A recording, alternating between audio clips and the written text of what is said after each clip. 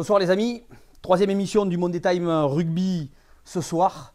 Tout d'abord, on vous présente, toute la chaîne Big Pom TV vous présente ses meilleurs vœux de santé, de bonheur et tout ce qu'il faut pour cette année 2020.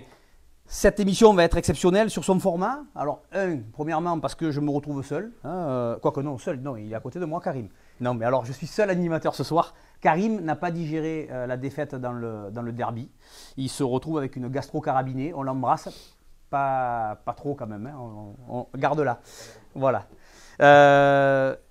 Format exceptionnel également parce qu'on va avoir pour la première fois une interview en différé, mais une interview qui vaut la peine d'être écoutée. C'est celui du président de la Ligue du Sud, Henri-Pierre Mondino, que nous avons réalisé hier à Coubertin lors du derby. Ensuite, nous déroulerons le sommaire classique. Bien entendu, comme on fait habituellement, on vous invite à liker et à partager la page Facebook Big Pom TV qui ne cesse de grandir et gagner en abonnés. J'adresse également un grand bonjour à nos binômes basket et foot qui chaque lundi font péter les audiences avec un grand bravo au basket qui a réussi à se mettre au niveau du foot et du rugby. C'est désormais un sport majeur. Ce soir sur le plateau, nous avons Benjamin Braille. Salut Benjamin. Salut. L'excellent troisième ligne de Bédaride Châteauneuf-du-Pape, pardon, que j'ai eu l'honneur d'entraîner il y a quelques saisons maintenant. Avec lui, bien évidemment, nous parlerons de Fédéral 1. À côté de lui, Michael Mabillon, l'excellent entraîneur également de l'US Avignon-Le-Pontet, qui est un magnifique deuxième de poule. On l'abordera. On parle bien entendu de la poule 6 de la Fédérale 3. Et nous aborderons tous les résultats de ce week-end. Le troisième invité, Jawad Marbo, monsieur l'arbitre, l'excellent arbitre de Fédéral qui officie en Fédéral 1 jusqu'au top 14. Et nous échangerons avec lui sur sa vision de l'arbitrage et pourquoi pas jouer avec toi. Je crois que tu nous as préparé un quiz sympa sur les règles du rugby. Et alors là, le non moins magnifique Ariel Genin, qui nous fait l'honneur ce soir d'être encore notre guest star. Et avec lui, bien entendu, on échangera sur le fameux derby de hier, et pas que, puisqu'il y a eu des résultats dans toutes les catégories. Donc comme prévu, nous allons enchaîner sur l'interview du président. On va vous laisser avec lui. Alors vous allez retrouver Karim en vrai et non pas en faux, puisque c'est Karim qui a assumé l'interview de hier matin. Il y en a pour une vingtaine de minutes. On se retrouve après. C'est la régie qui prend le relais. Merci beaucoup. Oui les amis, effectivement, comme on vient de vous l'expliquer, nous avons la chance aujourd'hui d'avoir un entretien exclusif avec nous Henri Mondino, président de la Ligue PACA et vice-président de la FFR en charge de la territorialité. On a l'occasion de se rencontrer aujourd'hui puisqu'on profite du derby qui va avoir lieu en Fédéral 1 entre le RC Château-Renard et l'AS Bédaride Châteauneuf-du-Pape qui vont se rencontrer. Et du coup, de suite, je voudrais remercier Henri, président, pour cet entretien que vous nous donnez. C'est quand même une chance pour nous donc, de pouvoir échanger avec vous. Alors, comme vous pouvez le voir, je suis encore une fois accompagné d'Ivan Vofredas, avec qui on fait toutes les émissions du Monday Time. À côté du président, vous voyez Laurent Poupard, donc président du RCC, et Fred Vaudot, vice-président donc, de l'AS Bédaride Châteauneuf-du-Pape, qui sont à ses côtés en vue du derby. Alors, peut-être, président, déjà pour commencer, est-ce que vous pouvez rapidement vous présenter, en quelques mots, nous expliquer votre parcours par rapport à tous ceux qui nous suivent? Tout d'abord, merci beaucoup de nous inviter, de m'inviter. C'est un honneur pour moi et c'est sincère. Je suis entouré de personnes très impliquées dans le rugby local et c'est pour moi un honneur aussi parce que sans eux, nous, on n'est rien, nous sommes rien. Et heureusement que nous avons encore des militants de la cause du rugby qui s'investissent bénévolement pour faire tourner nos clubs. Donc c'est un honneur d'être là. Merci beaucoup. Moi, je ne suis pas grand-chose. Je suis simplement un dirigeant de club pendant longtemps. J'ai un peu entraîné. Je suis éducateur spécialisé dans ma vie personnelle. Enfin, j'étais. Parce que je suis retraité maintenant et j'ai franchi les obstacles fédéraux. C'est-à-dire d'être élu à la fédération, mais en être devenu un opposant, d'être devenu maintenant un des leaders autour de Bernard et de porter des projets dans notre territoire, dans nos territoires. Les premiers, c'était dans le département du Var, qui est très très aimé ici dans les Bouches-du-Rhône et dans les Vaucluse. Je parle de niveau rugby. Après au comité Côte d'Azur et ensuite pour la Ligue Sud. et qui est une belle chose à porter avec les présidents de club et tous les 21 000 aujourd'hui. Nous sommes 21 000 personnes qui m'accompagnent. Ok, merci pour cette présentation. Alors justement, vous venez de parler de cette Ligue Sud, hein, si on va être plus précis. Moi, je sais qu'il y a un petit peu plus d'un an maintenant, il y a eu la fusion donc, entre le Comité de Provence et le Comité Côte d'Azur. Qu'est-ce que vous pouvez nous dire finalement, après plusieurs mois, du bilan de cette fusion et de ce qui a fonctionné dans la Ligue Sud d'ores et déjà et que vous avez pu identifier? Très bien. Tout d'abord, il faut faire un tout petit peu d'histoire. Et pour tous les passionnés de rugby que vous êtes et qui nous écoutent, c'est que la fusion de territoires était une obligation étatique, notamment par la loi NOTRe. Donc on s'est mis avec Bernard, c'était sa volonté, c'était dans notre programme, en conformité avec l'État. Donc de 26 territoires, nous avons créé 13 ligues en France et une ligue, fait une coordination ultramarine. Alors effectivement, j'ai fait l'ensemble de ce projet. Pour répondre précisément à la question, c'était improbable que la Côte d'Azur et la Provence un jour s'entendent. C'était plus de 50 ans de tiraillement, hein, puis de vrais projets qui existaient dans ces territoires et qui étaient pratiquement opposés.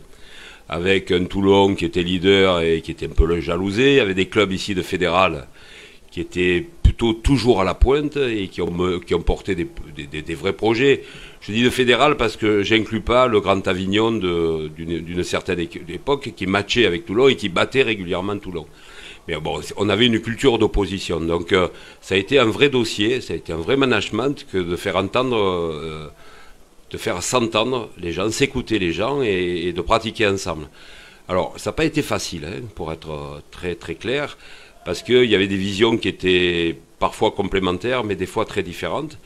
Mais on peut dire qu'au bout d'un an, ça s'est corrigé et gommé. Tous ne nous ont pas suivis. On regrettait que des personnages n'aient pas suivi ce projet, mais de nombreux y sont. Parce qu'aujourd'hui, on est 40 dans un comité directeur, à parité, hein, hommes-femmes, et au nombre près, Côte d'Azur et Provence. On a créé ce qu'on appelle un 2C2R, hein, c'est un conseil consultatif qui vient évaluer toutes nos pratiques. Et là aussi, nous sommes 20, 10 et 10.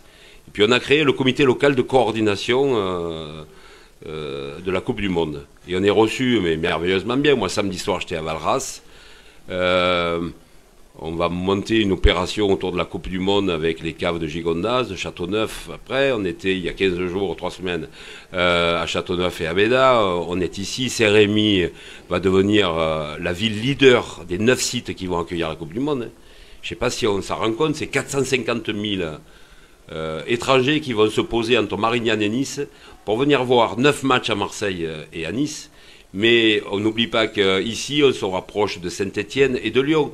Ce territoire en particulier devient un territoire leader et avec tous les membres de la Ligue Sud. Et tous, ça veut dire qu'il n'y a plus de différence aujourd'hui entre des Provençaux et autres. Moi, je viens plus souvent en territoire de Provence, en terre de Provence, en Avignon, que ce que je suis chez moi. Et c'est un honneur parce que j'y trouve d'abord beaucoup de symbolisme, beaucoup. Et beaucoup de gens engagés. Et ça m'intéresse beaucoup. Merci. Alors, si je rebondis sur ce que vous venez de dire, en fait, finalement, ce qu'on peut constater, c'est que cette fusion, ça a été une réussite globalement, même s'il y a toujours un petit peu quelques réfractaires, mais c'est toujours difficile d'embarquer tout le monde. Mais aujourd'hui, c'est plutôt une réussite au travers de votre retour et de votre témoignage. Moi, j'ai envie d'aller plus loin. Finalement, pour cette Ligue Sud, c'est quoi demain les enjeux et les chantiers stratégiques pour poursuivre ce développement au niveau de la Ligue? Nous avons été élus grâce aux voix des clubs. Sur le programme de Bernard Laporte avec 44 engagements, donc 42 sont tenus aujourd'hui. 42 engagements tenus, les 44 seront tenus d'ici le congrès de Marseille qui aura lieu le 2, 3 et 4 juillet de cette année, qui va être le congrès 2020, qui va être un congrès qui va être hors du temps puisque on a réussi à le mettre dans le cœur du Vélodrome. Voilà, donc on arrive à faire des exploits, hein, dans ce territoire. Ouais, c'est beau. Ouais, on est très fiers de l'annonce. C'est la première fois en plus que je l'annonce officiellement et ça date de vendredi. Donc, merci pour l'info voilà. du coup. Donc de faire le congrès, c'était prévu, mais de le faire dans le cœur nucléaire du Vélodrome qui aura accueilli un Toulon-Toulouse les finales européennes et peut-être une demi-finale de Toulon. Donc c'est juste pour nos publics. Voilà, on a un éclairage sur notre rugby qui est exceptionnel. Alors, nous, on a été élus sur 21 engagements, tous ont été tenus. Alors, je peux les égrener, je ne sais pas si ça a beaucoup de sens. En tout cas, tous sont tenus. On est fiers de tout. On est fiers de la création des maisons ovales de territoire, dans les territoires les plus éloignés, à Digne, à Gap, à Briançon, ici en Avignon, à Aix, où on monte un institut régional d'emploi et de formation. Avec un directeur dûment nommé depuis le 1er janvier et des dispositifs formatifs pour que l'objectif zéro chômeur existe et soit atteint. Donc on signe avec des grandes boîtes comme Proman, comme Honnête, comme Actual, etc. pour qu'on ne puisse pas dire qu'un gamin qui sorte de la scolarité dans nos clubs, à Château, à Bédaride, à La Valette ou à Nice, puisse se retrouver le bec dans l'eau. On veut l'accompagner. Donc on a un IREF, le déploiement de 13 CTC. On disait les cadres techniques, on ne les voit plus. On ne les a jamais vus. On les voit peu. Aujourd'hui, ce n'est pas possible, parce que le cadre technique, aujourd'hui, sa domiciliation administrative, c'est dans le club. Donc il est en permanence. Et si on regarde déjà depuis quelques semaines, le travail qui est effectué, il est juste remarquable.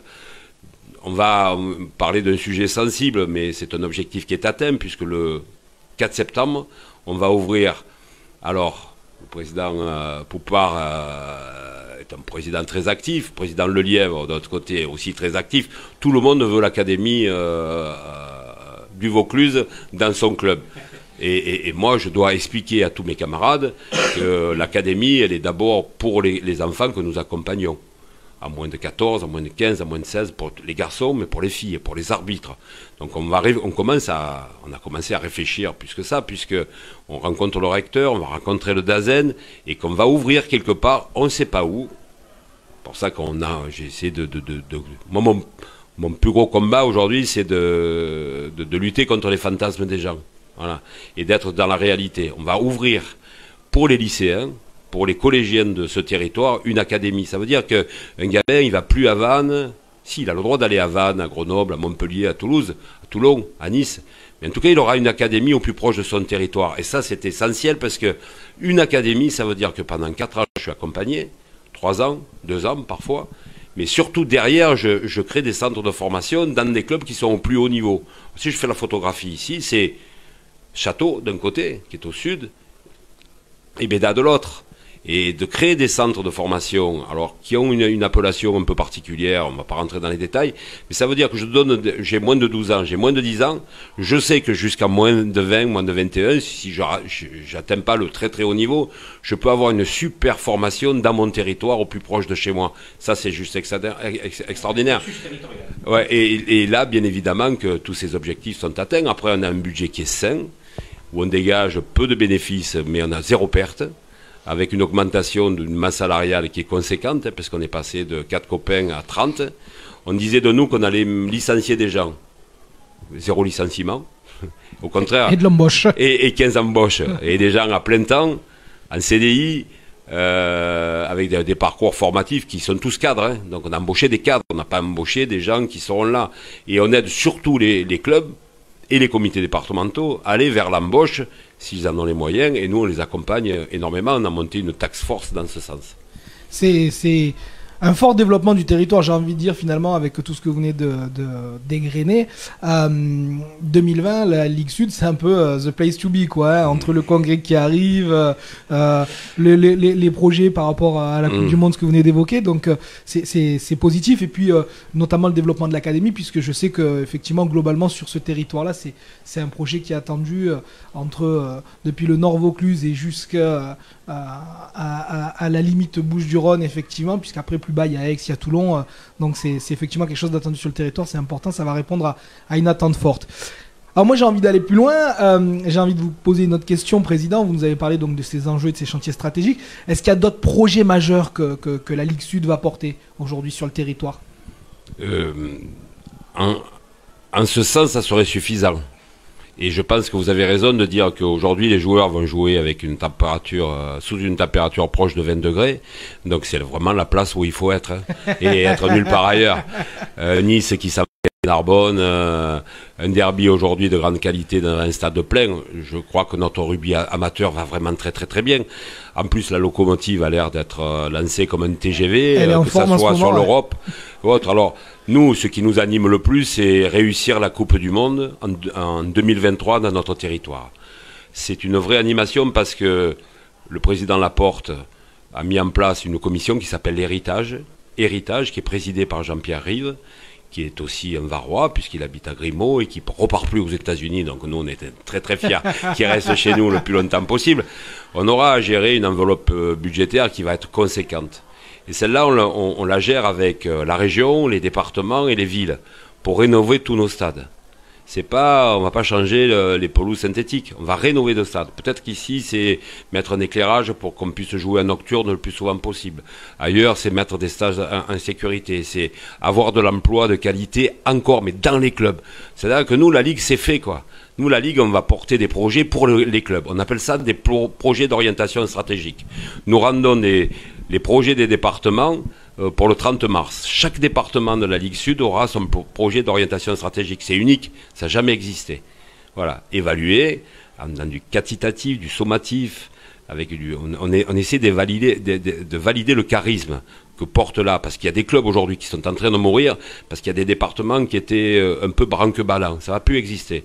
Et ensuite, après, on accompagne les clubs, c'est déjà le cas à Château, c'est déjà le cas à Béda, par exemple, pour on accompagne les clubs sur leur projet d'orientation stratégique. Alors, bien entendu qu'aujourd'hui, on regarde essentiellement le rapport à la DNACG, mais on est en train de regarder les projets sportifs à l'intérieur des clubs. Si je regarde Château porte un projet éducatif global qui est juste remarquable.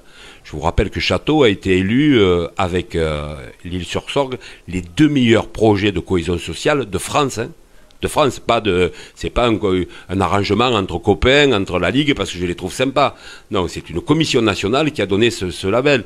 Aujourd'hui, le travail qui est fait par le club de Bédaride sur un travail de coordination de bassin, il est unique. Puisqu'en fait, il n'y a personne qui les aimait et eux, ils aimaient personne à Bédaride. Et que maintenant, ils se mettent autour de la table, ils arrivent à se parler de manière posée. Il nous semble que nous, voilà, ça c'est le projet essentiel pour nous.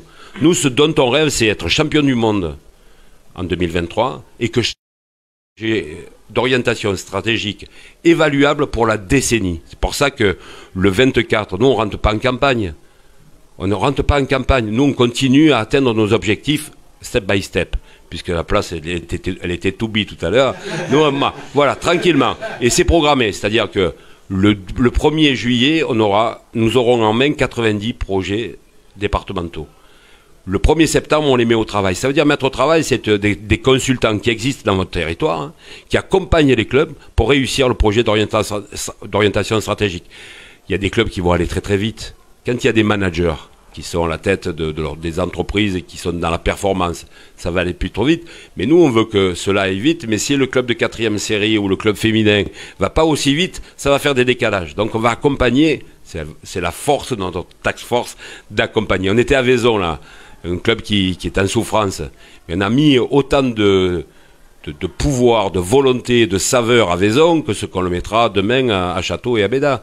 Parce que on ne peut pas dire qu'il y a un club qui s'éteint. Je suis un peu trop long peut-être. Non, pas trop long. On profite on boit vos paroles. Et moi je vais rester sur le sportif. Vous avez parlé des locomotives que sont le RCT. On peut y rajouter Aix sur la Pro D2. On a Château et Béda et d'autres clubs de la Ligue PACA en fédéral 1. Nice, ouais, tout à fait. On retrouve, et Yarkarké bien sûr, on retrouve en fait 2 du monde, on retrouve en fait 3 du monde.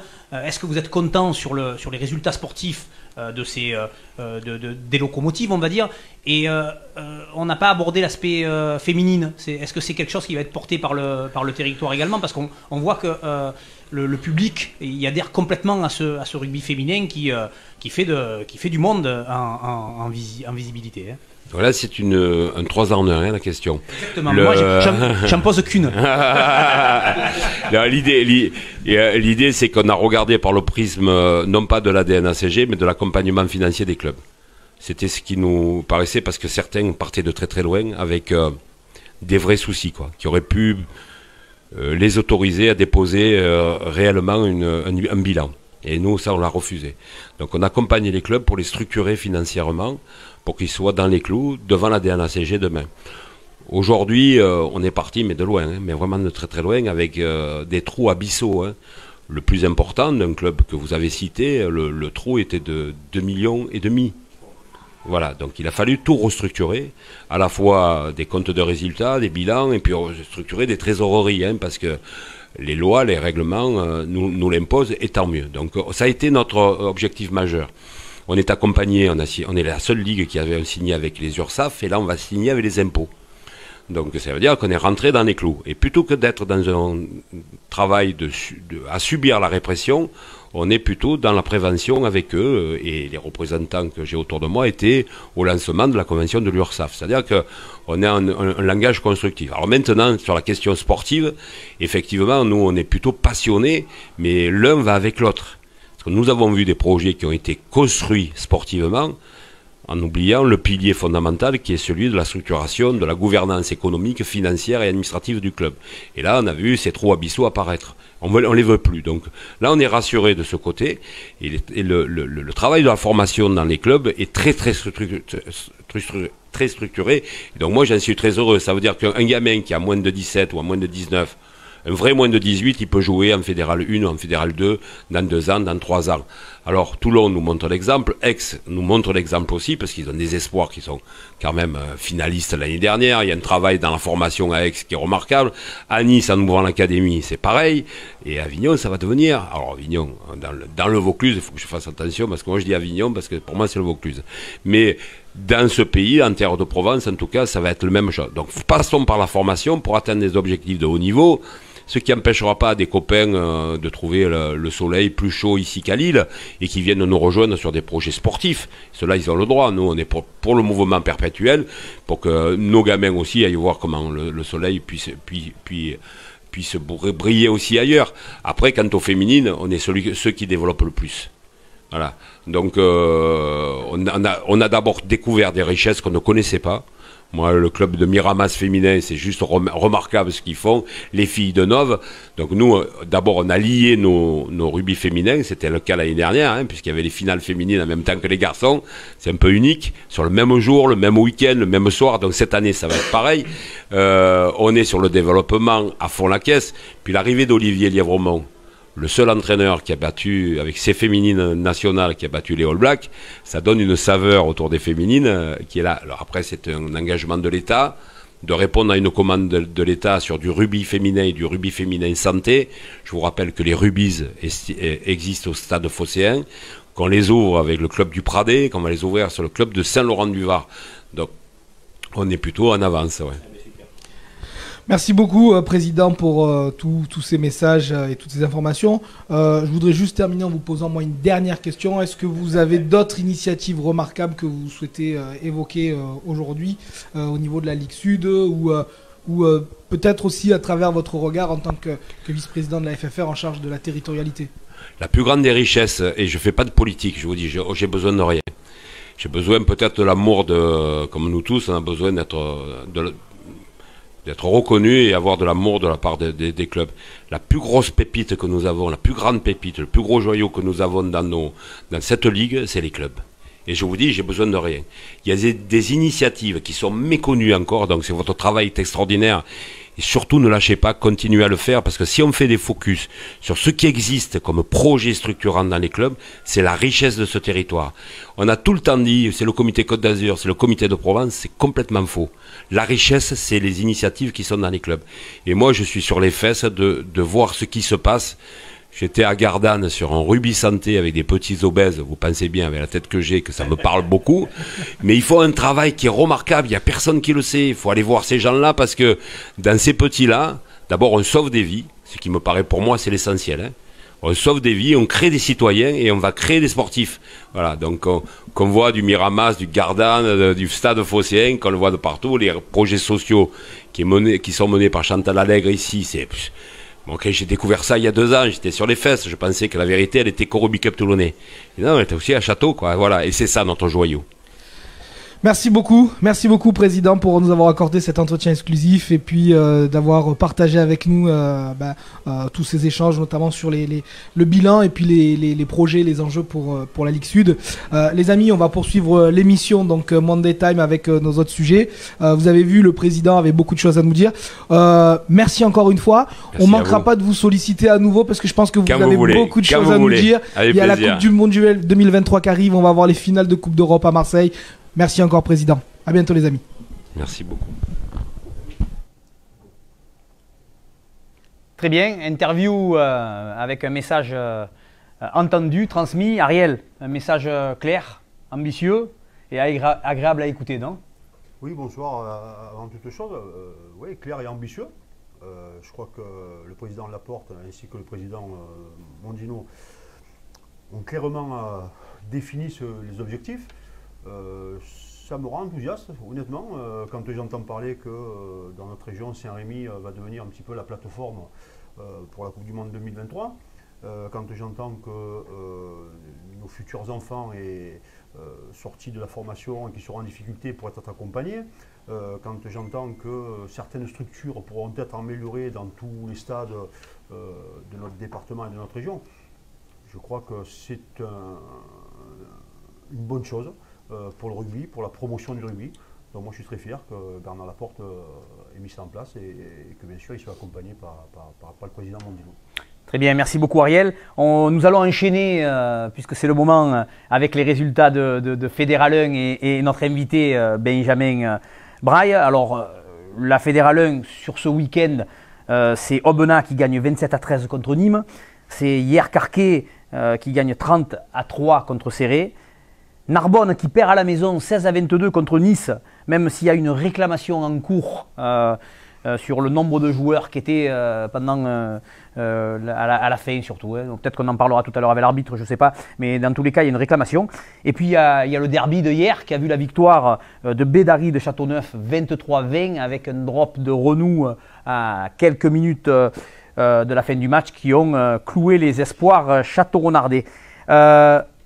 En classement, ça donne aucun changement. Nice 5e, hier 6e, Béda 7e, Nîmes 8e, Château 9e, avec Nice 44 points, hier 39 points, Béda 34 points, 27 points pour Nîmes et 22 pour Château, en sachant que Nice, hier et Château ont un match en moins.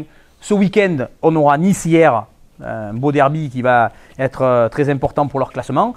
Céré-Château, un déplacement de Château-Renard compliqué en terre catalane. Béda qui reçoit Aubenas pour la belle affiche. C'est toujours intéressant de jouer Aubenas chez soi. Et Nîmes qui reçoit Mazamet. Donc, Benjamin, un beau derby, non? Ouais, puisqu'il y a la victoire. Mais après, ça a été compliqué quand même, parce qu'on gagne à 3 minutes de la fin, je crois, sur un drop. Donc oui, ça a été un beau derby. Moi, c'était mon premier de l'autre côté, du coup, parce que j'en avais déjà joué pas mal. Mais... Ah, parce que je ne l'ai pas précisé dans la présentation, mais bien entendu, Benjamin, on représente les deux clubs aujourd'hui, puisqu'il a été formé à Château. Et hier, il a été vainqueur avec les couleurs vert et noir sur les épaules, après une grosse partie collective. Match abouti, non? Oui, il y a eu beaucoup d'engagement. De toute façon, on le savait quand on jouait un derby, et surtout à Château, sans engagement, c'est pas possible. Donc oui, il y a eu une grosse partie dans l'engagement. Il y a eu, je pense, quand même pas mal de jeux. Puis on a réussi à, je crois qu'on était mené de 13 points. De 10 points. Le maximum, ça a été 10, je crois, non? Ouais, je sais plus. 10, ou alors, points. Ouais. On a réussi à rester dans le match et à revenir au score et puis repasser devant à la fin. Donc on est satisfait. Ouais, une prestation aboutie hier. Tu parlais d'ambition dans le jeu. Effectivement, j'ai trouvé l'équipe de Bédari très ambitieuse dans son jeu hier. Et je reviens plutôt à ton cas, toi qui es un joueur qui est hyper polyvalent, en troisième ligne. Généralement, un entraîneur, quand il a un joueur comme ça, il a 14 autres noms à trouver. Il a mis d'abord Benjamin Braille, après il fait le reste. Mais tu es gratteur, plaqueur, mais tu es aussi, surtout, tu as des courses de soutien fabuleuses. Et dans une équipe qui est ambitieuse comme ça, tu dois t'y retrouver, tu dois te régaler, non? Ah oui, déjà le poste de troisième ligne, c'est un peu ça, c'est faire un peu le lien entre les avant et les trois quarts, pouvoir jouer un peu des bons ballons avec les trois quarts, moi je sais que forcément j'aime bien ça. Mais aussi être présent dans les rucks, dans les molles, dans les zones de combat, les plaquages, les grattages.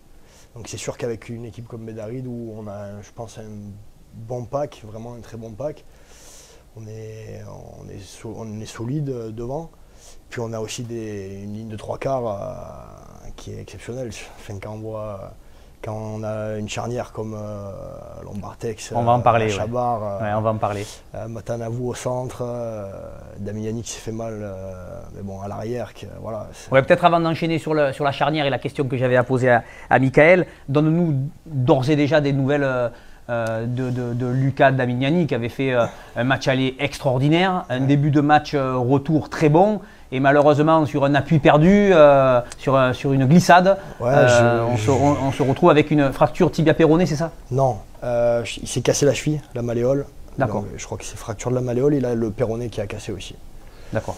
Alors on lui souhaite beaucoup de courage pour la rééducation et qu'il revienne vite sur les terrains. Il s'est fait opérer ce matin d'ailleurs. D'accord, il y a eu une opération ce matin. Ouais, il s'est fait opérer ce matin et donc on verra. Je pense que c'est 3-4 mois donc la saison. Ouais, la saison est finie. La saison est finie, je pense. Ouais. Très bien. Mais vous lui passerez bien le bonjour de la part de Bipom TV et lui dire qu'au match aller, il nous a quand même mis en rage. Moi qui commentais le match, c'était très compliqué de le voir survoler cette partie-là. Michael, hier, on a vu une prestation stratosphérique du 8 Jarreau. Et comme au match aller, une charnière Lombartex à Chabar qui a mené de main de maître ce match. C'est souvent la clé de la réussite dans les derbys, une charnière qui gère. Oui, sûrement. Après, je pense que la SBC a un an de plus en Fédéral 1 par rapport à Château-Renard et des joueurs qui ont un peu plus l'habitude du haut niveau, Matanavou, Jarreau, des piliers qui ont eu l'habitude de jouer en Fédéral 1 voire plus. Et sûrement hier qu'ils étaient menés, ils n'ont pas dû s'affoler. Alors peut-être que l'année dernière, ça aurait été le cas. Donc je pense que l'expérience dans ce domaine-là est plus du côté de la SBC que de Château. Est-ce que ça a sûrement joué en la faveur de Béda hier? Effectivement, l'expérience et aussi la profondeur de banc qui permet de faire jouer des joueurs de Fédéral 1 avec un niveau de Fédéral 1. Oui, ben voilà, je crois que la SBC l'année dernière était dominée en mêlée. Cette année, ils ont rectifié le tir. Et en Fédéral 1, c'est la grosse différence qu'il y a entre Fédéral 1 et Fédéral 2. La mêlée fermée, c'est quand même un grand pourcentage de gains de match ou de pertes. Voilà, donc après, c'est bien pour ces deux clubs parce que même si Château hier a perdu, je pense que leur maintien n'est pas très loin. Béda vise la 6e place, donc c'est un objectif pour la fin de saison, c'est bien pour eux, c'est bien pour les clubs autour de nous. Et c'est bien pour ces deux clubs qui vont pouvoir structurer, préparer déjà la saison prochaine. Très bien. Ariel, tu étais présent dans les tribunes, à côté de ton grand pote Olivier Mézard qui était en grande forme. Tu t'es régalé? Tout à fait. Écoutez, j'ai passé une journée extraordinaire, hein, comme souvent ça se passe à Château-Renard, qui plus est dans un derby où on a vu un fabuleux derby, avec une ambiance au stade phénoménale. Ça nous a rappelé quelques souvenirs, nous les vieux, hein, puisque c'était souvent à l'époque comme ça. Pour en revenir sur le derby, je suis un petit peu déçu pour le côté château-renardais, parce que je crois qu'avec un peu plus de rigueur et un petit peu plus de métier, hein, comme Michael pourrait le dire, je crois qu'il pouvait remporter ce match. On voit un troisième ligne, un 8 à Bédaride qui est phénoménal, qui a illuminé le stade tout l'après-midi. Après, bon, ben voilà, il y a Benjamin avec ses courses de soutien. On a ce Matanavou qui nous prend les extérieurs en début de match, qui nous affole énormément. Et après, là où je suis déçu, c'est, sans faire offense au Bédaridais, la première pénalité qui se passe à la 5e minute, on leur donne. Le premier essai est sur une interception. En deuxième mi-temps, malgré qu'on soit revenu dans le match pour un fabuleux essai,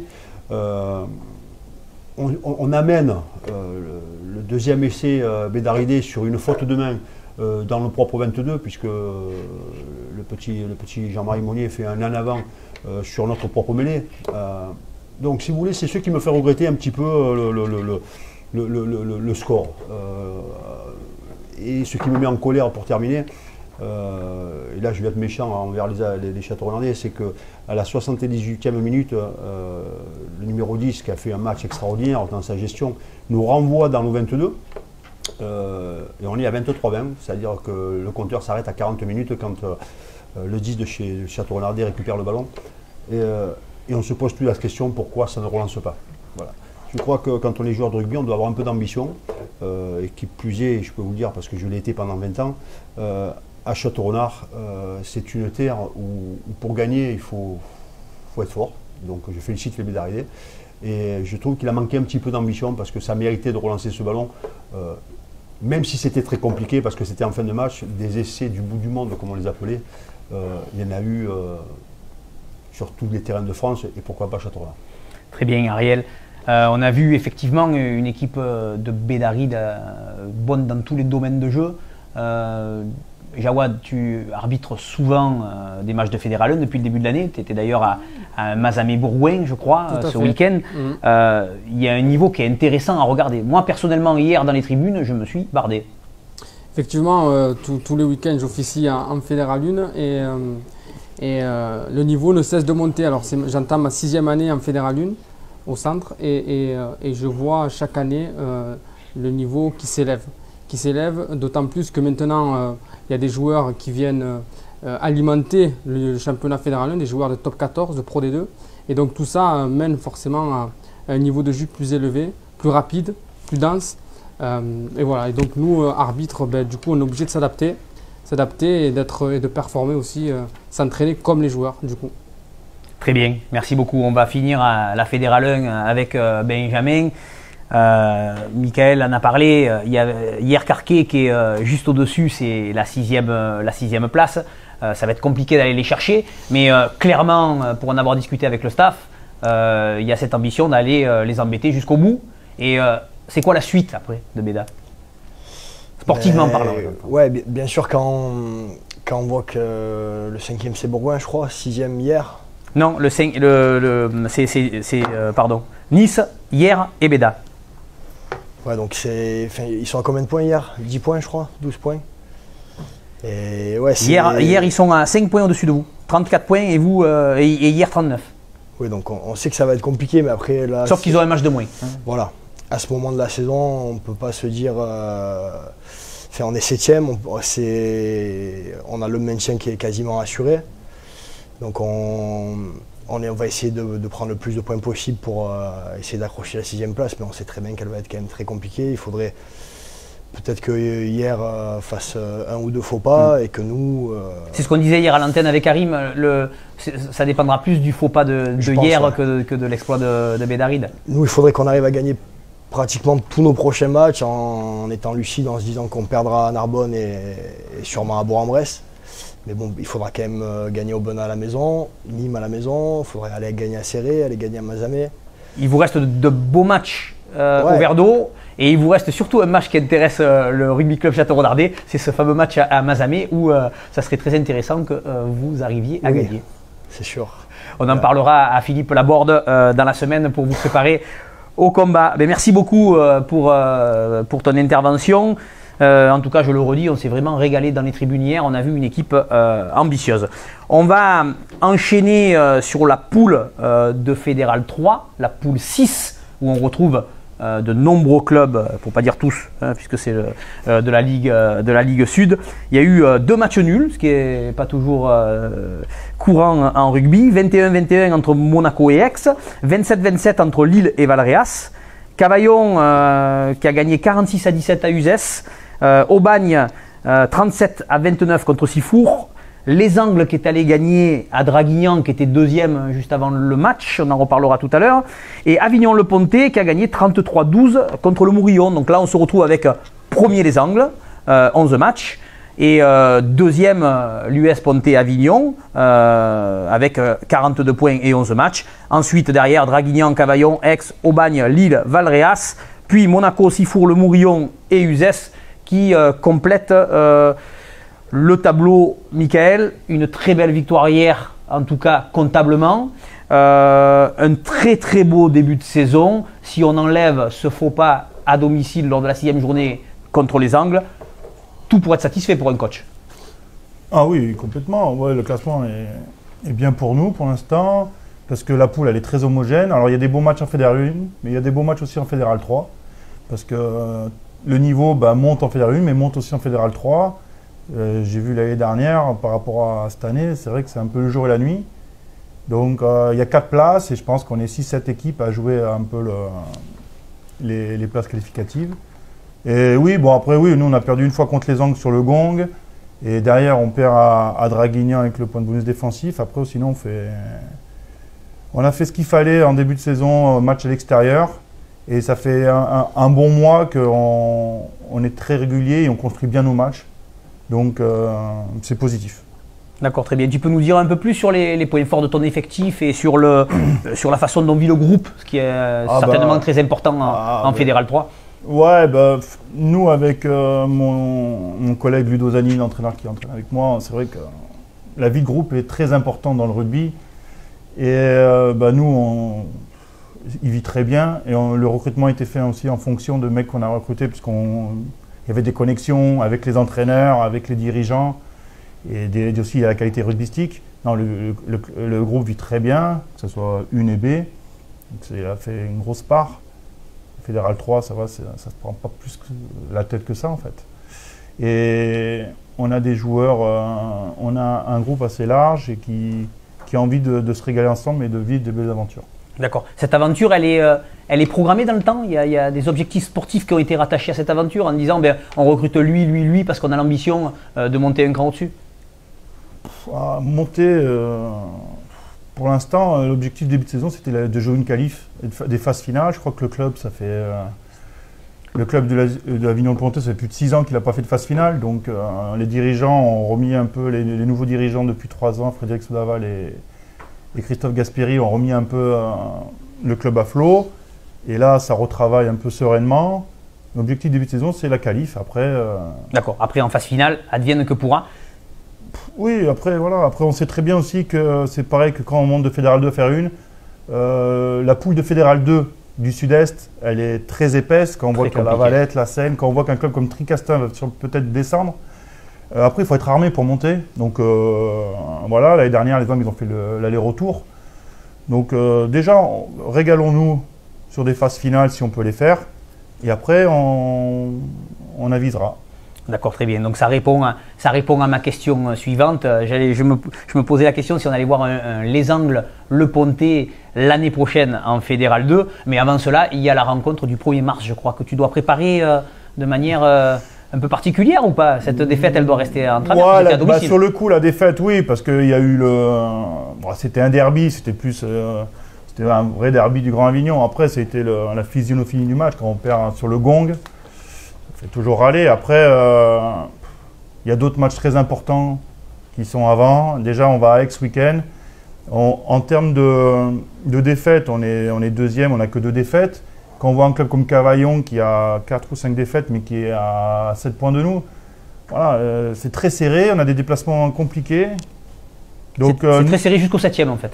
Ouais, il y a des clubs, même Aubagne qui a des matchs en retard, voilà, ils sont encore là. Entraîné par Fred comme tu disais avant, là il y a eu 2 matchs nuls. À part Uzès qui, je pense, qui est un peu dans le dur, c'est compliqué, chaque match est compliqué. Nous, même hier, contre le Mourillon, on prend le bonus à la fin. Voilà, on voit que Monaco, qui est une très grosse équipe et qui sera dans les années à venir un club solide. Il s'équipe. Ouais, ça va être compliqué après dans quelques temps de rivaliser. Et ben c'est dur d'aller gagner là-bas. Donc elle est homogène cette poule et chaque match et chaque point va compter. Donc nous pour l'instant on est dans le bon wagon. Les Angles sont devant. Oui, on va chez eux, mais d'abord on va aller à Aix, on va recevoir Valréas, on va aller à Cavaillon aussi. Parfait. Ces matchs-là que tu viens de cibler vous serviront justement à être performant pour les phases finales. C'est dans ces matchs-là que tu vas jauger ton équipe sur les moments forts et les moments faibles. Pour l'instant, on ne se projette pas tant que ça en fait, parce que on veut des points. Là, on sait qu'on est chassé parce que voilà, Cavaillon, Aix, Lille, Aubagne, comme tu dis, les clubs là, Draguignan, ils nous regardent nous et un peu plus loin. Je pense que les hommes ils ont fait un peu le trou par rapport à ces clubs-là. Tout le monde veut prendre la place un peu, même des 2 premiers, parce que c'est important pour les phases finales.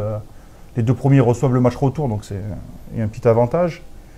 Pour l'instant, on ne se projette pas tant que ça. On attend de voir à la fin du bloc, là, on va voir comment ça se passe, comment nos concurrents aussi gèrent leur match. On va voir un peu ça se décante.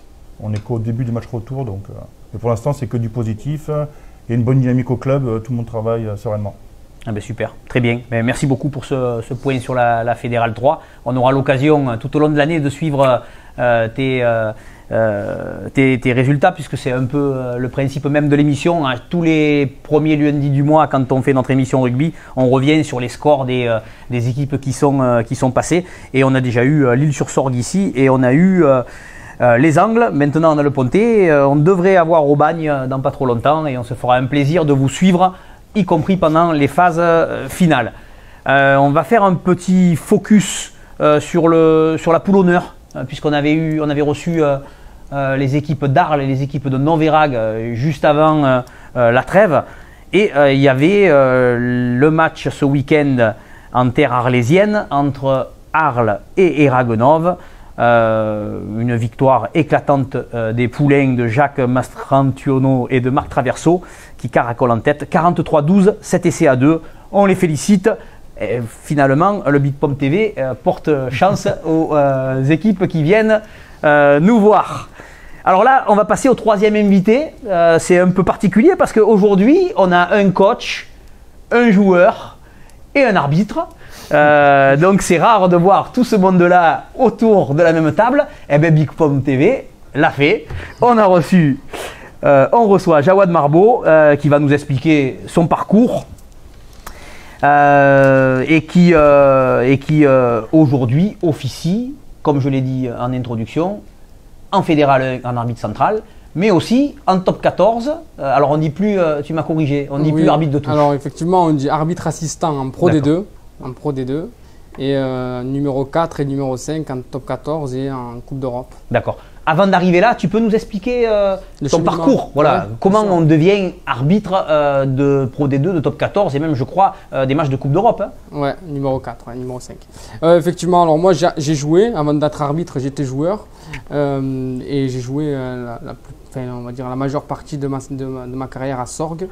Donc j'ai joué jusqu'à l'âge de 19 ans.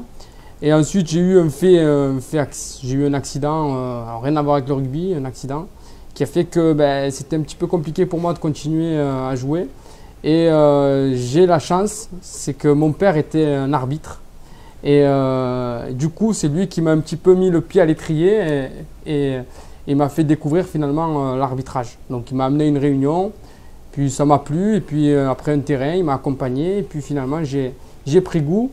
Et comme je suis quelqu'un qui est un compétiteur, je reste un compétiteur malgré tout, j'ai voulu grimper les échelons et voilà, pour arriver aujourd'hui arbitre de Fédéral 1 central, arbitre assistant en Pro D2. Alors pour la petite histoire, j'espère que tu es meilleur que ton père et j'en suis sûr, ton papa est l'arbitre qui va arbitrer le premier match de rugby que j'ai fait, un Sorgue Salon à 13 ans et il nous avait volé. T'es mis en rouge. Donc, et pour la deuxième petite histoire, j'ai fait connaissance avec Jawad lors d'un tournoi de rugby à 7 où il y avait 2 arbitres officiels. Et du début du tournoi jusqu'à la fin du tournoi, il a fait tous les matchs. Et il arrivait avant que le gars aplatisse. C'est pour vous dire le coffre qu'il a. Voilà. Tu nous as parlé de maintenant, ce qui se passe, ton parcours, mais c'est quoi tes ambitions? Parce que là, on a envie de faire le centre après, une fois qu'on a fait l'assistant. Effectivement, comme je l'ai dit tout à l'heure, on est des compétiteurs. Les arbitres sont tous des compétiteurs. En tout cas, pour moi, pour ma part, j'en suis un. La principale chose pour moi, c'est de performer, d'être le meilleur possible à chaque rencontre.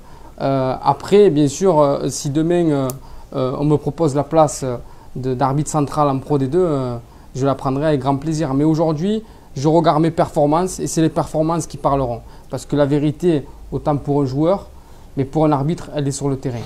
Donc voilà, je veux être performant tous les week-ends et après postuler, pourquoi pas, mais en tout cas, voilà, c'est d'abord la performance et ensuite on verra, mais je prendrai la place si on me la propose sans problème. Très bien, j'ai mon collègue Karim qui me souffle une question. Elle va un peu dans ce que disait tout à l'heure Michael. Fédéral 3, on voit du jeu, on voit des équipes qui progressent. Fédéral 2 également, la poule elle est vraiment compliquée. En Fédéral 1, on se régale tous les week-ends. Et toi, tu assistes à des matchs encore de plus haut niveau. Comment tu jauges cette différence entre… c'est quoi ta perception de la différence de niveau en fait? Alors oui, je pense que tu parles de Fédéral 1, Pro D2, Top 14. Tout à fait, tout à fait. Alors en Fédéral 1, moi, les matchs que j'arbitre, effectivement, ce que je vois, c'est qu'en Fédéral 1, c'est quand même assez dense. Ça joue bien au rugby techniquement. En Pro D2, je pense que ce qui fait la différence, c'est qu'il y a un peu plus de masse et un peu plus de masse et de vitesse par rapport à la Fédéral 1 et de technique. Et par contre, en Top 14, il y a tout qui est mélangé, j'ai envie de dire. C'est qu'il y a la vitesse d'exécution, la masse, les contacts qui sont plus rudes. Et donc du coup, ben, voilà les différences, c'est vraiment vitesse d'exécution et impact. Impact sur les plaquages, sur les zones de rug, d'affrontement. Donc voilà, c'est ça la différence qui fait que à chaque étape, à chaque étage entre Fédéral 1 et Top 14, elle est là la différence. D'accord. Après, ce week-end, je crois que tu as arbitré Mazamet-Bourgoin avec un gros différentiel de niveau entre les deux équipes. On en a souvent parlé tout au long de nos émissions. En Fed 1, on arrive à avoir des différences de niveau. Comment on arbitre quand il y a justement cette différence de niveau? Alors, moi, pour ma part, je n'arbitre pas avec des a priori. Aucun a priori. C'est-à-dire que pour moi, chaque match est différent. Il peut y avoir une différence de niveau, effectivement, mais on va le voir rapidement. Mais en tout cas, au coup de sifflet pour entamer le match, il y a 0 a priori. Ensuite, quand on prend un peu plus de temps sur le match, on essaie déjà de protéger les joueurs. Oui, la règle d'or, c'est la sécurité avant tout. Voilà. Si on voit qu'il y a une équipe beaucoup plus faible en mêlée, on essaie de les protéger. Mais voilà, pas d'a priori sur les matchs avant ou en tout cas des a priori de niveau. D'accord. J'imagine que pour être à ce niveau-là, après tu dois préparer les matchs de manière à bien appréhender les différentes situations. Quand on est coach ou qu'on est joueur, la réponse que tu vas nous faire doit être super intéressante. Savoir comment un arbitre prépare son match, est-ce qu'il prend en compte les qualités et les défauts des équipes qu'il va siffler? Alors, il faut savoir un truc. Et soyez attentifs parce que j'aurai la même question à vous. Ce qu'il faut savoir, c'est qu'on a des outils qui sont à notre disposition de par la Fédération française de rugby et la DNA, des outils de vidéo. Donc, qui nous permettent de voir, parce qu'on a tous un coach, nous permettent de visualiser tous nos matchs avant avec notre coach et après d'ailleurs, après les matchs aussi, et de voir un petit peu sur quoi on va travailler, sur quoi il va falloir être attentif. Est-ce qu'on a une équipe qui est beaucoup performante en mêlée, qui cherche l'affrontement, qui cherche à déstabiliser l'équipe adverse, ou est-ce que c'est plus de la vitesse? Voilà, on essaie de s'imprégner de stratégie des équipes, de manière à appréhender au mieux tous les scénarios possibles. Intéressant, non, comme vision, Michael, quand on est coach? Oui, les coachs, ils font à peu près la même chose. J'aurais une petite question pour Jawad, parce que je connais bien, c'était mon entraîneur, l'entraîneur de Bourgoin, Jean-Henri Tubert. Je sais que c'est un malin et qu'avant les matchs, il va voir toujours les arbitres, il monte des vidéos des touches en face ou des mêlées. Et je voulais savoir si, lui, en tant qu'arbitre, ça l'a influencé qu'un entraîneur vienne le voir avant le match. Comment ils défendent là? Est-ce que vous sifflez faute ou pas faute? Parce que… Mais je crois que la question est posée, clairement. Voilà, les entraîneurs sont malins après. La réponse, elle est simple, c'est que nous, on n'accepte aucun clip, en tout cas, on répond aucun clip aux entraîneurs avant les matchs. De manière à justement, sauf si c'est une clarification de règles, et à ce moment-là, avec un soutien de la fédération, donc de nos responsables d'arbitrage, on répondra. Mais c'est vraiment pour de la clarification de règles. Sur des focus, quoi que ce soit, on ne répond pas. On répondra toujours après. Voilà. Peut-être une petite question à Benjamin, la même, parce qu'il y a la vision du coach, mais il peut avoir la vision du joueur aussi. Est-ce que tu fais partie des joueurs qui s'adaptent à l'arbitrage? Non, je ne me pose pas de questions sur qui est l'arbitre qui va nous arbitrer. Mais par contre, pendant le match, tu as cette capacité à t'adapter en fonction de son coup de sifflet plus ou moins fluide? Ben forcément, après il y a souvent des arbitres qui, avant de nous pénaliser, nous réprimandent un peu ou qui nous disent par exemple moi qui joue 3e ligne, je suis beaucoup amené à plaquer. Donc c'est vrai que des fois un arbitre nous dit qu'on plaque un peu trop ou voilà, on écoute. D'accord, tu as des arbitres qui arrivent à te dire que tu plaques trop. Alors là, non, pas trop haut. Ah, trop haut. Ah, pas trop. Il a souvent la tête dans le guidon, Benjamin, je pense. Non, mais pour éviter d'être pénalisé, parce qu'on sait qu'aujourd'hui, quand on est trop pénalisé, c'est compliqué de gagner un match. Ouais, discipline obligatoire. Donc bien sûr que l'arbitre a une grande part à jouer dans la victoire tous les week-ends. Et si on est trop pénalisé, bien sûr, c'est très dur de gagner. Très bien, je prends ta réponse.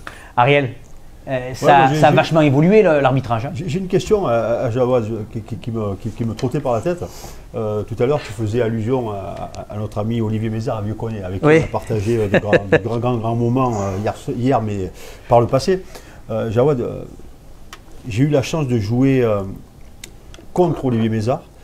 J'ai joué avec Olivier Mézard en fin de carrière et j'ai eu la chance de jouer de nombreuses sélections pour le comité Provence-Côte d'Azur à l'époque. Quand il y a un joueur comme ça, un petit peu atypique, hein, ça existe dans les clubs souvent, qui sont à la limite, toujours, pas de l'agressivité parce que le mot est fort, mais toujours un petit peu compliqué. Est-ce que vous, en tant qu'arbitre, avant de rentrer dans un match, pour la petite anecdote, je me rappelle quand je jouais avec lui, chaque fois que l'arbitre venait contrôler, je ne sais pas si vous le faites encore, les crampons avant le match, c'était systématique que les arbitres sont interpellés Olivier Mézard. Certainement pour le saluer, mais toujours en lui disant un petit mot gentil. Vous, voilà. Alors, est-ce que ça peut aussi influencer des joueurs atypiques comme ça dans les clubs?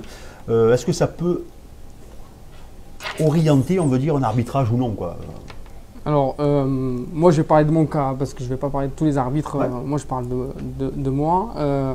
Un joueur atypique, il y en a, forcément, puisqu'au fur et à mesure où on arbitre des clubs, souvent, et qu'on retrouve, on arrive à les percevoir. Moi, j'ai tendance à aller leur glisser un mot, parce que je veux les mettre dans ma poche, en fait. Donc, pour que la partie se passe bien. Encore une fois, les arbitres, on est des directeurs de jeu. On est là pour que le jeu se déroule bien, ça se passe bien et que les équipes soient arbitrées de façon cohérente et en équité. Et pour ça, eh bien, il nous faut nous appuyer sur les capitaines, mais pas que, sur des leaders de jeu et sur des personnalités fortes. C'est Olivier Mézard qui est une personnalité forte. Donc voilà, on s'appuie sur ces joueurs-là parce que ce n'est pas l'arbitre ou les arbitres contre les joueurs, c'est les joueurs avec les arbitres. On est tous dans le même bateau et il faut qu'à la fin, on sorte un beau match pour tout le monde et pour nous, pour qu'on prenne du plaisir. Donc voilà, ça c'est ma réponse à moi, c'est de dire ces personnes-là, ben, j'essaie de me les mettre dans ma poche et qu'on travaille ensemble.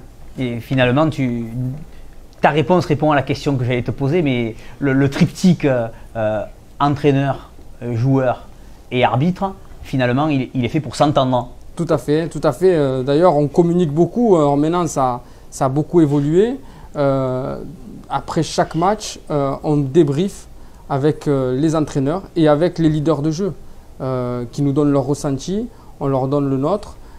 Et puis derrière, on avance ensemble. Et puis voilà. Et puis si jamais il faut échanger dans la semaine sur différents scénarios qu'on a arbitrés avec une vision différente, ben on échange. Et c'est ça qui fait qu'aujourd'hui, les arbitres, le niveau monte au niveau des joueurs et des championnats, mais le niveau des arbitres monte aussi également. D'ailleurs, pour preuve, on a notre arbitre français qui a arbitré la finale de Coupe du Monde. Tout à fait, c'est pas pour rien, c'est parce que voilà, tout l'ensemble du rugby a fait que tout le monde s'élève en même temps. Et voilà, et tant mieux, tant mieux. Mais très bien. En tout cas, merci de ta présence parce que c'est pas anodin de recevoir un arbitre et d'arriver à ouvrir le débat avec eux parce qu'en tant que joueur puis coach, il faut arriver à appréhender ce qu'un arbitre sur le terrain peut penser. Donc il y en a qui pensent un peu plus que d'autres. Tu fais partie certainement de ceux qui pensent beaucoup quand ils arbitrent. On te remercie et on te suivra également. On suivra également ta carrière dans le Big Pomme TV. que nous espérons très longue et très fructueuse. Mais en attendant que tu fasses du top 14, de la Pro D2 et de la Coupe d'Europe, ce soir tu vas arbitrer notre surprise du coach. Et notre surprise de coach, ça va être un quiz. Là c'était facile, hein, avec un arbitre ici. Ça va être un peu des questions sur l'arbitrage.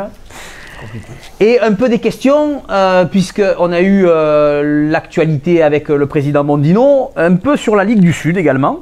Et bien sûr, messieurs, soyez disciplinés, parce que là ça rigole pas. C'est pas Karim Saroub qui fait l'arbitre, c'est Jawad Marbeau. Tu te tais s'il te plaît. Et attention, j'ai les cartons dans la poche. Voilà. Donc en même temps, tu feras comme l'école des fans, c'est toi qui comptes les points. Hein. Moi, l'arithmétique, c'est pas mon truc. Vous l'avez bien entendu hier, je me suis trompé plusieurs fois dans l'addition des points. Je vais commencer si tu veux, comme ça au moins ça plantera le débat. Donc je vous l'ai dit, un quiz spécial Ligue du Sud et spécial arbitrage. On va mélanger pour un peu vous perdre, parce qu'autrement, ça sera trop facile. Alors celle-là, il y a 4 dates à aller chercher. J'aimerais les années du sacre du RCT en première division. Allez, il y en a 3 à aller chercher qui sont normalement pas trop compliquées, et une 4e qui sera cadeau où on ne marquera pas de points. 92. Voilà, 92, tu t'en rappelles Ariel, et je sais pourquoi tu t'en rappelles, puisque Château était... Mais non, putain, il y a une autre question après, il ne faut pas le faire ça.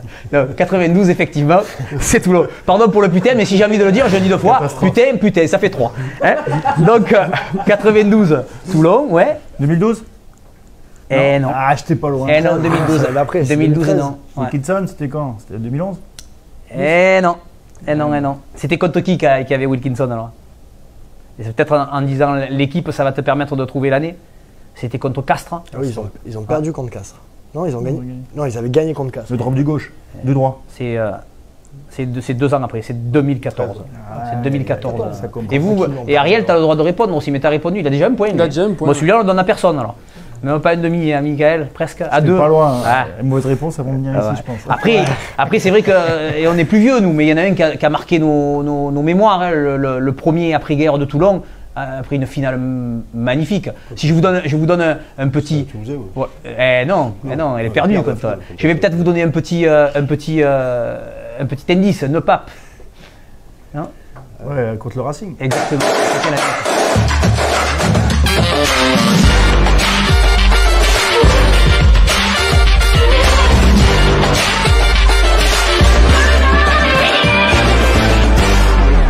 Alors, pour la petite, oui, il n'était pas né, il ne pouvait pas le savoir. Alors peut-être que celui-là, tu le connaîtras moins encore. Il y en a un avant-guerre de Toulon qui gagne contre le Loup avec un vieux 6-3 des montagnes là. C'était en 1931. Donc 4 boucliers de groupe A pour Toulon. Je laisse monsieur l'arbitre enchaîner. Eh bien écoutez, Tu suis le point par contre. Hein. Je suis le point, Ah, ça va. le point. On va enchaîner une petite question d'histoire d'arbitre. Quel est le nom de l'arbitre qui a arbitré la finale 2007 opposant Clermont au Stade Français? Garibian. Qui ça? Garibian. Non.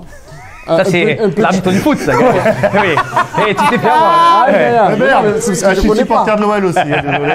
Non, un petit, Personne n'est parfait. J'ai oublié de la passer, celle-là. un petit indice, c'est aujourd'hui le patron des arbitres français, Ah, le directeur c'est Leblond. national des Comment il s'appelle arbitres. Hein, pour la petite histoire, je Aujourd'hui, la dirai je après parle celle-là, d'aujourd'hui. parce qu'il faut d'abord que tu dises ta réponse. Là, tu devrais arriver là, Michael, bon. quand même. Quand même. Ah, Personne, même pas rien. Allez, vas-y, Bon. tu peux le dire. Franck Massiello. Massilo. Vous connaissez, en plus, il est de notre ligue. Il m'a arbitré un final de contre Toulon. Aurillac. Eh ouais. Et c'est quelle année Boréani alors? Parce que nous, l'année d'après, il nous avait arbitré un derby contre Bédari de Boréani, alors qu'il avait fait la finale du top 16 l'année d'avant. Oula, tu Je sais pas, en 2000 ou en 2099 ou un truc comme ça. Allez, tu on me passe. poses une colle, tu me mets mal à l'aise, ça a été mon coach et je me rappelle. Allez, pas. on passe. Alors là, encore une question relative à la Ligue Sud. Qui a été champion de France de Fête 2 en 2017? Attention, il y a un piège. Ah, c'est compliqué. 2017, c'est. Lâche le morceau. C'est Béda. Eh oui, Boulet. Eh ben non, c'était en 2018, Béda. Ah bon? Eh oui. Ah, c'est hier alors. Et voilà. Donc là, tu as répondu aux 2 questions. Tu m'en as grillé une là. Mais oui, effectivement. 2017, c'est hier et c'est contre Bergerac. Ouais. Et 2018, c'est Béda et c'est contre Florence. c'était Mais tu contre savais pas Florence, parce que tu étais à Château, toi. à Ouais, mais je l'époque. le savais quand même. Ah, Mais d'accord. oui. Ça va. On lui donne le point.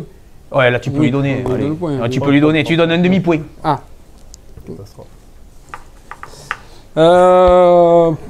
T'étais Pareil. pas à Béda cette année-là Mais c'est Ah, lui il qui me entraîne. semble. T'es- Il me semble que Château, ils n'ont pas passé, Parce que ils ont pas passé les huitièmes. Château. Celle-là, j'étais fait de passe en retrait, celle-là. Pas grave. T'as pas mis le drop, hein? On continue. Allez. Deuxième, pareil, on reste encore dans l'histoire. Quel arbitre a arbitré 3 finales de top 14? Ne dis pas Colina, hein? Non, mais moi, Ça va. Ça, Ariel, tu peux le savoir parce que c'est plutôt nos générations. Les votre arbitres de nos génération, générations, des années 90-2000. Qui est de notre ligue, encore une fois. Hein. Ah ouais.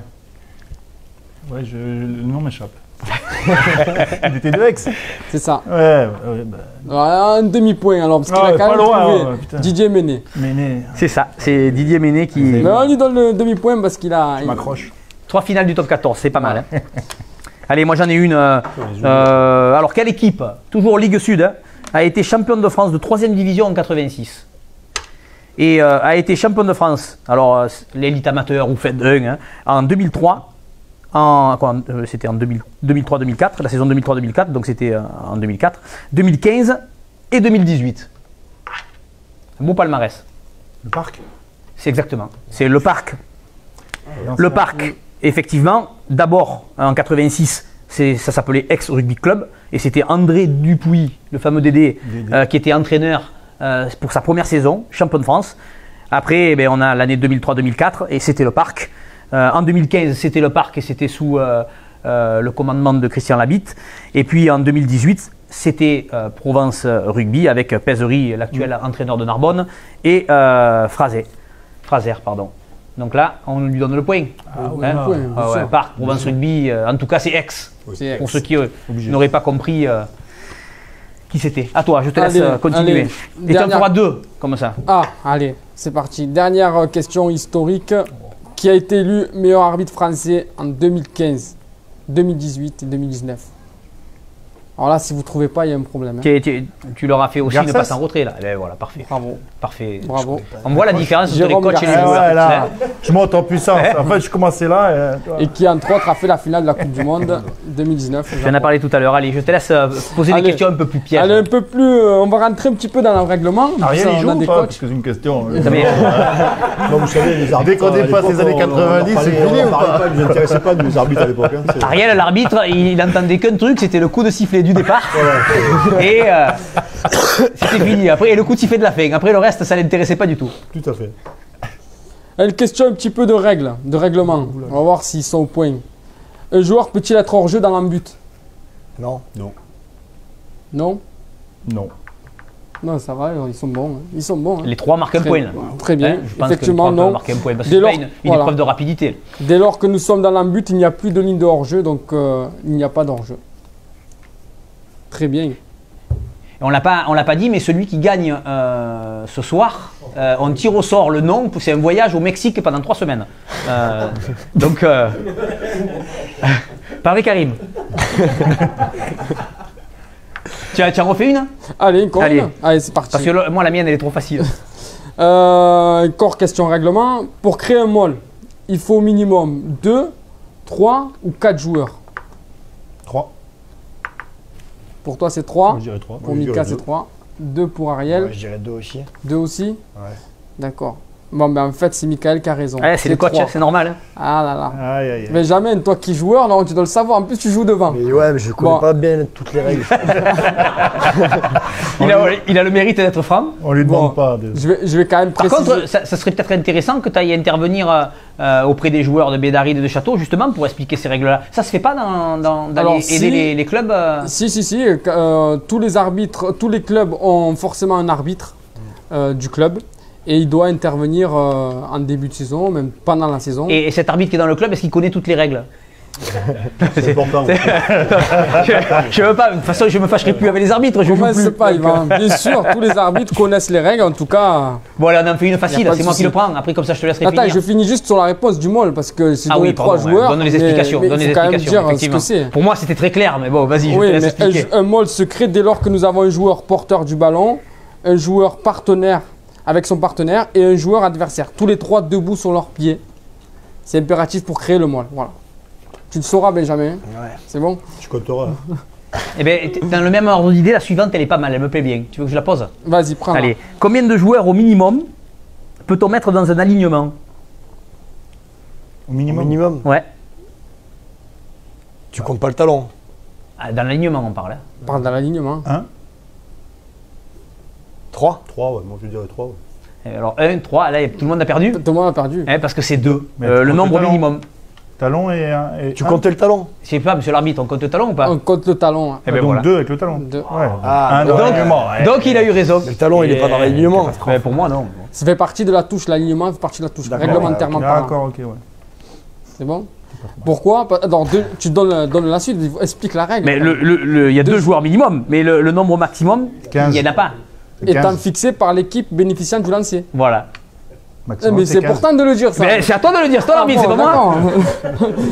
Moi je pose la question, la réponse. C'est l'arbitre. On fait venir un arbitre sur le plateau, il doit prendre ses responsabilités. Donc, le nombre maximum étant fixé par l'équipe du lancer. Donc, c'est l'équipe du lancer qui va donner le nombre maximum. Ils peuvent être 15, s'ils veulent être 7.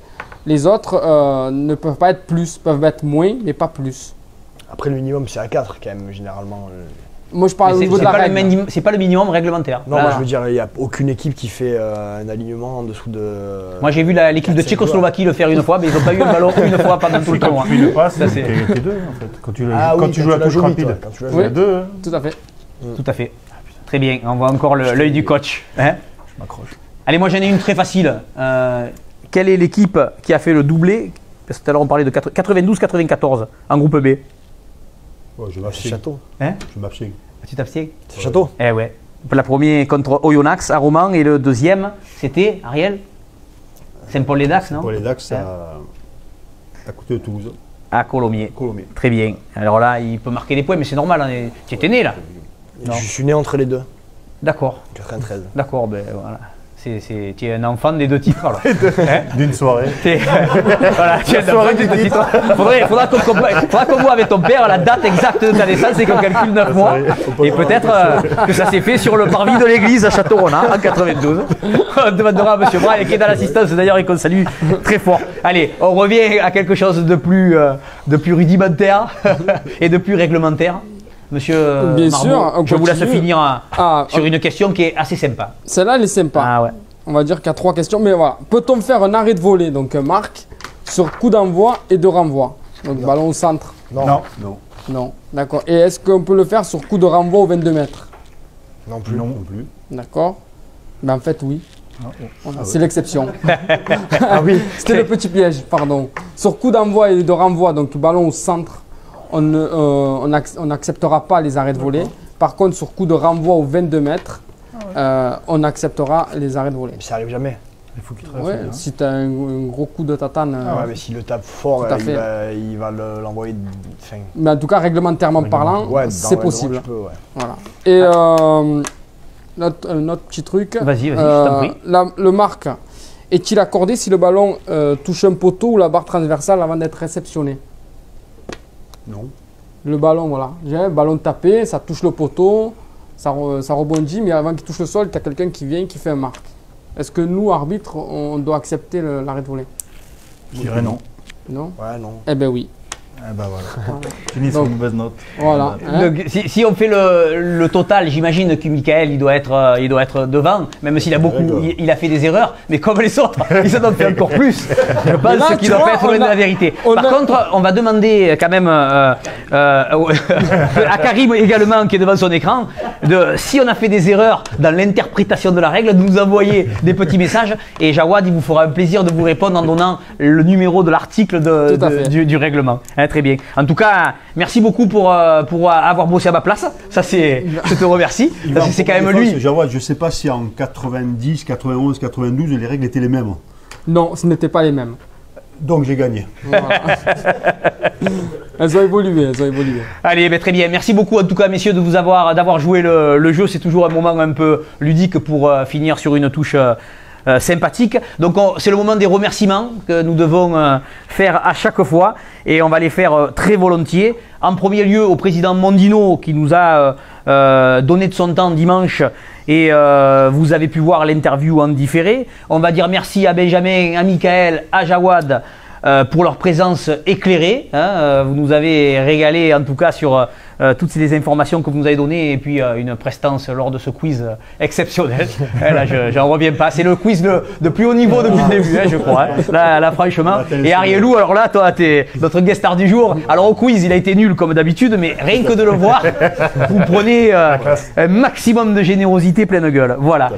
En parlant de générosité, on va dire, et j'avais pas travaillé celle-là, Karim Saroub, aux partenaires, on va dire merci aux partenaires. Big Pomme TV, c'est le boss, c'est Mathieu Delranc. Et Vision Audiovisuelle, c'est Corentin, le nain, pour la réalisation. Axo, pour les magnifiques locaux qui nous prêtent chaque lundi, puisque nous, c'est le deuxième lundi, mais après, vous retrouvez le foot et vous retrouvez le basket. Pour Fox, pour les lumières. Le domaine des Blaquières pour son excellent vin que nous allons aller déguster tout à l'heure et on fait un gros coucou à l'ami Clément Bernard qui a quelques côtes fracturées. A priori il était hors jeu sur un ruck d'après ce que j'ai compris. Les restos qui nous accueillent les lundis soirs, plus ou moins tard, ça dépend si c'est les basketteurs, les footballeurs ou les rugbyman. Le Jimi Hendrix, le bouche à oreille, le bistrot de Mathieu, le Mas Gourmand, la Grappe et Camille en Provence qui nous accueille ce soir. Et je ne peux pas finir sans vous remercier, vous, les auditeurs. Alors il paraît qu'on dit abonnés quand c'est sur Facebook. Les fidèles auditeurs, continuez à liker. Continuez à liker. Comme ça, Mathieu Delranc, il retrouvera le sourire. Parce qu'avec tous les désagréments qu'il a avec sa voiture, il est en train d'en perdre le sourire. Continuez à liker, c'est très important pour ses statistiques à lui. Pour nous, c'est pas super important. L'essentiel étant de partager un moment ici entre nous.